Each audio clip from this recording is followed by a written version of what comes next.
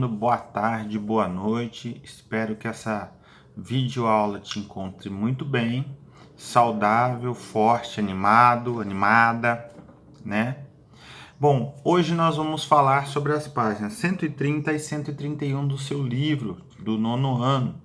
Nós vamos falar sobre a intentona comunista e o Estado Novo. Tá? Bom, primeira coisa, você tem que entender o seguinte.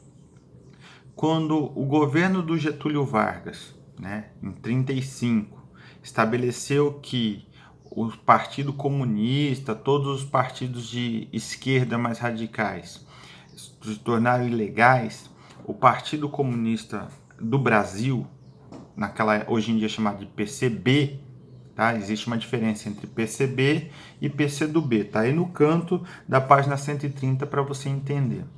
Ele organizou uma tentativa de golpe. Eu sempre falo isso e eu continuo repetindo porque isso é muito importante que entenda.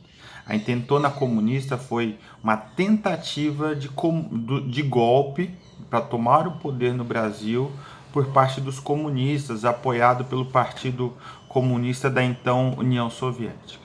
É importante que você entenda que essa tentativa foi um fracasso total. Porém, ela tem uma repercussão política que na época foi muito forte e hoje em dia ainda de alguma maneira continua, que é a ideia de criminalizar todo mundo que é comunista ou socialista. Tá? Então o Getúlio Vargas viu que o golpe durou apenas algumas horas, os comunistas tentaram tomar o poder de 3 bases militares em Natal, Recife, no Rio de Janeiro, e isso morreu por ali em 35 mesmo. Isso durou poucas horas, para que você entenda. Tá? Só que o Getúlio Vargas fez disso uma grande campanha nacional dizendo que os comunistas estavam para tomar o poder. Aliás, esse é o mesmo discurso que nós encontramos ao longo de todo o século XX e começo agora do século XXI, nessas primeiras 2 décadas do século XXI, de diversos governos brasileiros falando que os comunistas estão para tomar o poder, que o comunismo vai acabar no Brasil. Para você ter ideia sobre a participação política real dos partidos comunistas aqui no Brasil, é só você olhar as eleições. Quantos deputados, senadores, prefeitos do Partido Comunista são eleitos aqui no Brasil? Ou seja, o Partido Comunista ele não tem expressão política.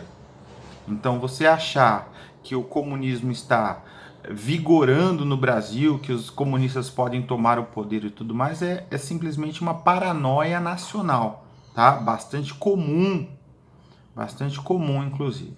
Só que no mundo real, o que aconteceu?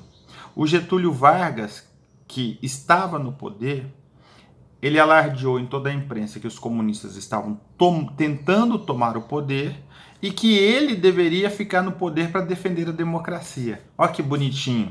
Deixa que eu governo, porque eu cuido do Brasil, tá?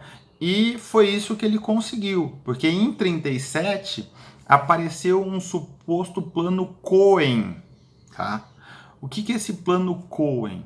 Supostamente só foram encontradas cartas, não foi encontrado mais nada, mas supostamente seria um plano para os comunistas tomarem o poder no Brasil. Indício concreto desse plano, professor? Um texto escrito, datilografado e só. Tá? Então imagina que você escreve um texto no seu computador, imprime, de repente isso cai na imprensa nacional e vão dizer que você e outras pessoas estão tentando tomar o poder. E ninguém nunca achou nada concreto, pessoa que tenha feito, apesar de os indícios apontarem para alguém do movimento integralista, o membro do Exército, Olímpio Mourão Filho. Não tem nada a ver com o atual vice-presidente do país, não, viu, gente? Pelo menos até onde eu sei, não tem nada. O sobrenome é o mesmo, mas acho que é uma coincidência histórica. Tá? Esse Olímpio Mourão Filho, ele era do movimento integralista, então ele não era de esquerda, ele era de direita. Tá? E teoricamente foi ele que datilografou essa carta dizendo sobre um plano para tomar o país. Mas na prática, o Getúlio Vargas usou essa carta, ela foi publicada em jornais e tudo mais na época, para dizer que ele deveria continuar governando. Então ele cancela as eleições do ano seguinte, ninguém assume o poder e ele vai continuar governando até 45. Então, vou relembrar para você não se perder. Getúlio Vargas assumiu em 1930, falando que ia ficar por um período muito curto só para organizar novas eleições e tudo mais. Tentam tirar ele do poder em 32, aqui no estado de São Paulo, não conseguem.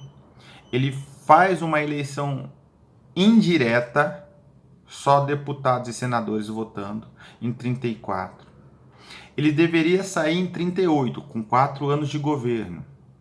Chega em 37, ele fala, não posso sair porque a democracia do Brasil está em risco. E aí ele instaura, decreta, impõe aquilo que nós chamamos de estado de sítio. Estado de sítio, o que é? O mundo parecia um sítio, todo mundo na fazenda? Não, lógico que não. Estado de sítio quer dizer que o governo passa a ter direito de regular coisas que ele não tem direito normalmente. Por exemplo, o direito de ir e vir da população. Ele poderia decretar horário para a população ficar em casa. Tá? Ele poderia mandar prender, mandar soltar quem ele quisesse. Tá? E nesse estado de sítio, ele estabelece aquilo que nós chamamos de Estado Novo, no qual ele tem amplos poderes para governar o Brasil. E ele vai ficar nesse Estado Novo até 1945. Então ele começa em 1930, dizendo que vai ter um governo provisório e vai ficar 15 anos governando o Brasil. Aí você me pergunta, professor, e os comunistas? Os comunistas foram usados como desculpa para manter o Getúlio Vargas no poder. É claro que é isso que eu falo há muito tempo. Essa paranoia contra os comunistas, ela só serve para quem fica alardeando a paranoia. Tá? O Brasil não passa nem perto de uma tentativa de golpe socialista e comunista. Tá bom? Bom, eu acho que é isso. Próxima aula eu vou falar com vocês sobre as leis do Estado Novo, principalmente as leis trabalhistas. Estou morrendo de saudade de vocês, espero vê-los logo, mas principalmente espero vê-los muito bem. Tchau, tchau.